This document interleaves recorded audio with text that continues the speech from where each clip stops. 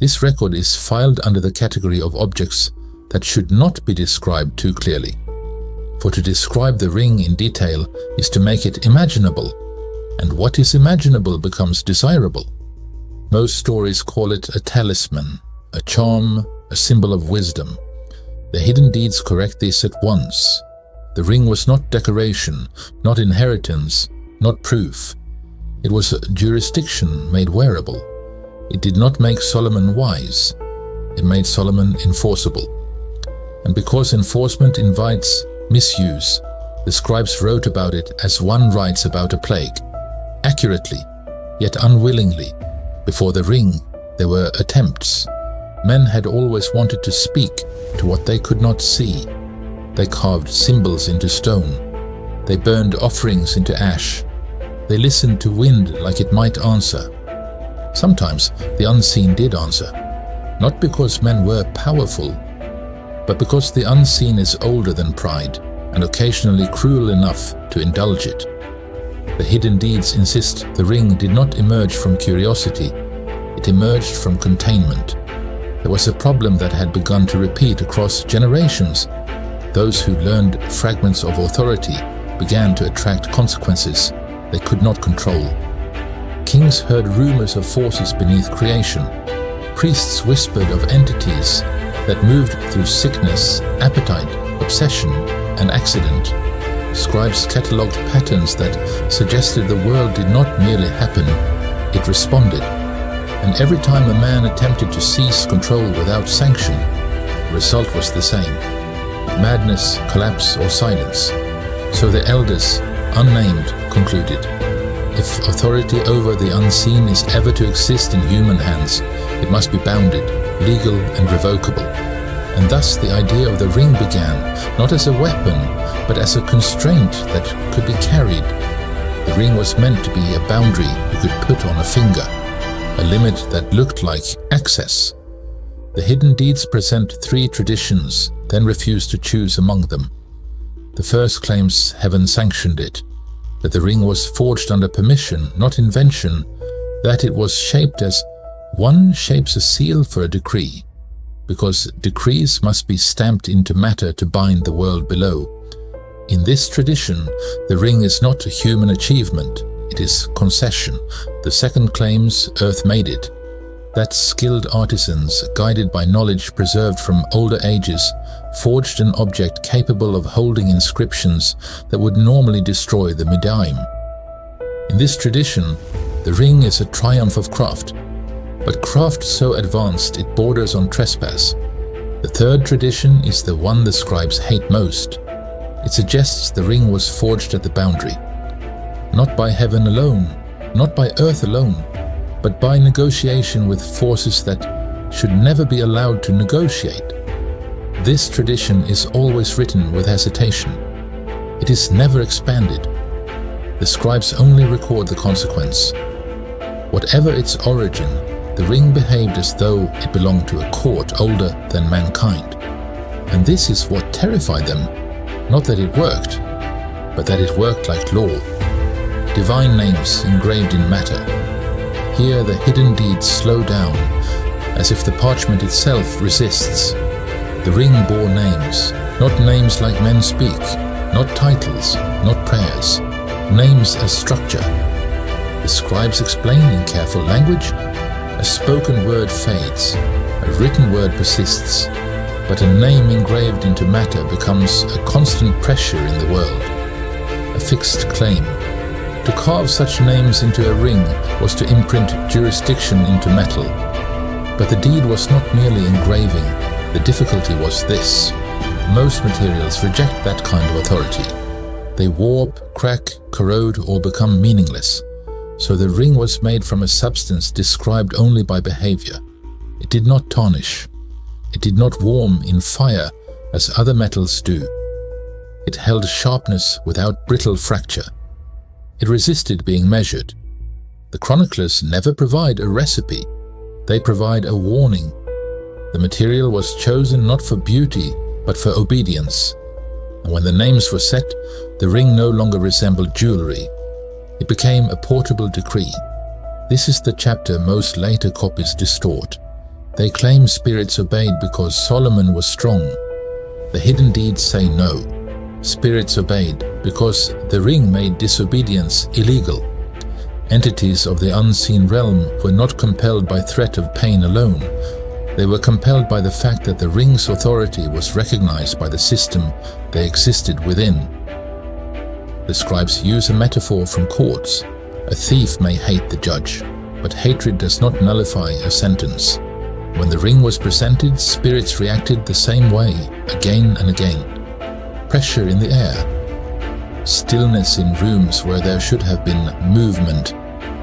The sensation of something arriving before it is seen. Then immediate compliance, not from respect, but from constraint.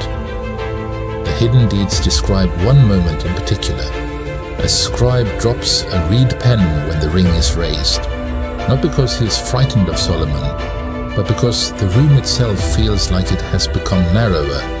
The unseen, the record notes, behaves like a criminal before a verdict, silent, measured, unwilling to provoke further jurisdiction. The ring did not act like a charm, it acted like documentation. The hidden deeds describe Solomon's early use not as sorcery, but as procedure. He would not shout, he would not plead, he would not bargain, he would state terms, he would name jurisdiction, he would enforce limits. The ring served as the seal of legitimacy, proof that Solomon's commands were not merely willpower, they were authorized. This is why the ring frightened kings more than armies. Armies conquer what is visible. The ring governed what is not.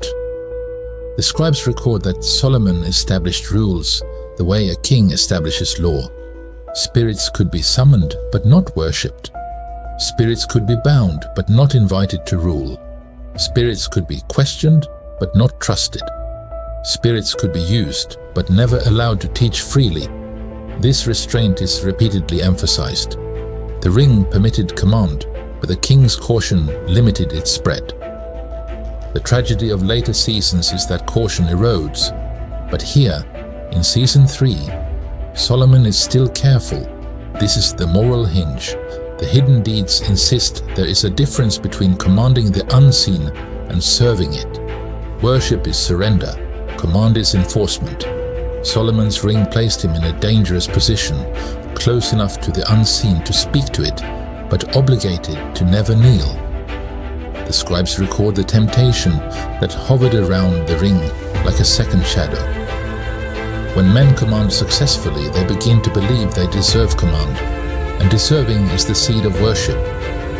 So Solomon establishes a discipline. He never asks the unseen for favor. He never negotiates from weakness. He never accepts gifts. He takes information like a judge takes testimony, cold, recorded, distrusted. And yet, the scribes note a chilling reality.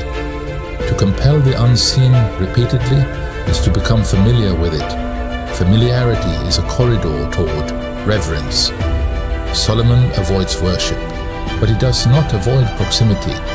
This chapter is where the hidden deeds become most precise, without becoming instructional.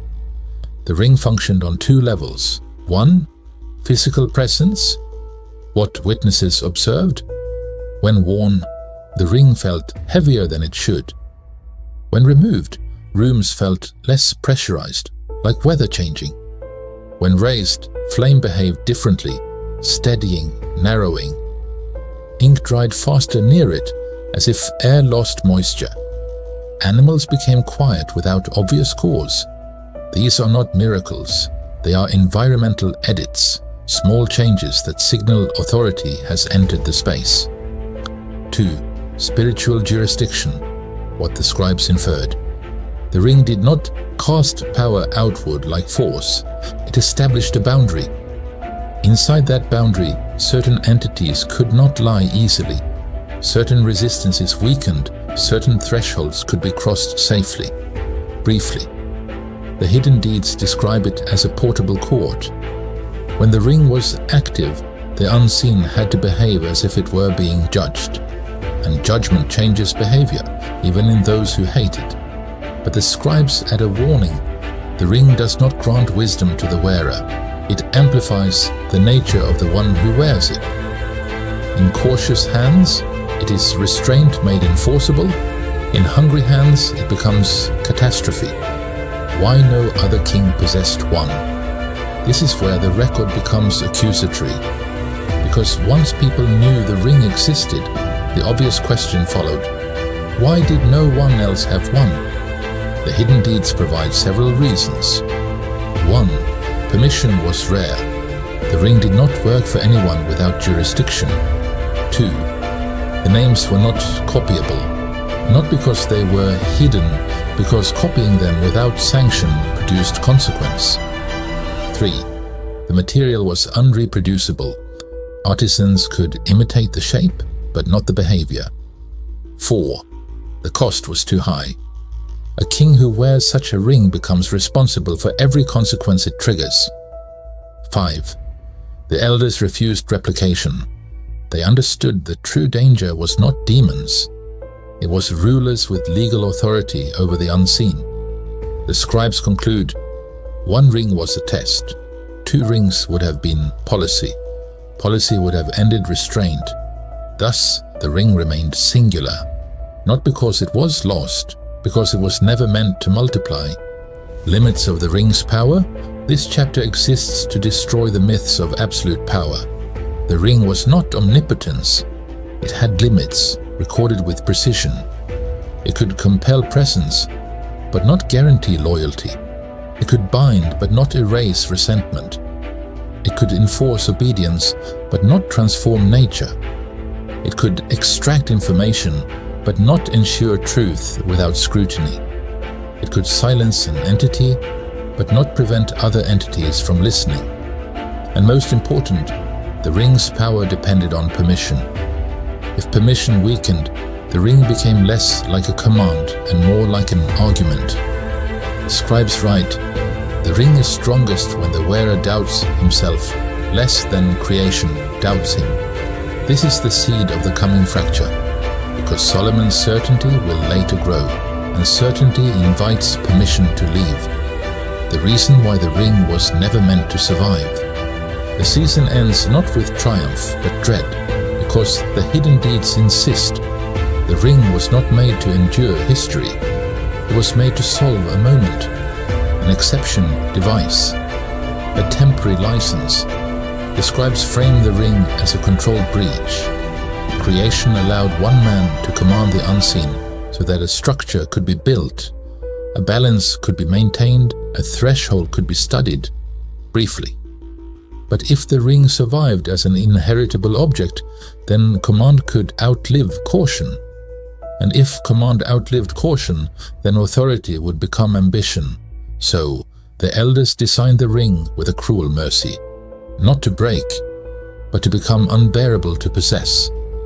They ensured that the ring's greatest defense would not be guards, nor walls, nor armies. Its defense would be consequence. Those who desire it most are those it will ruin fastest.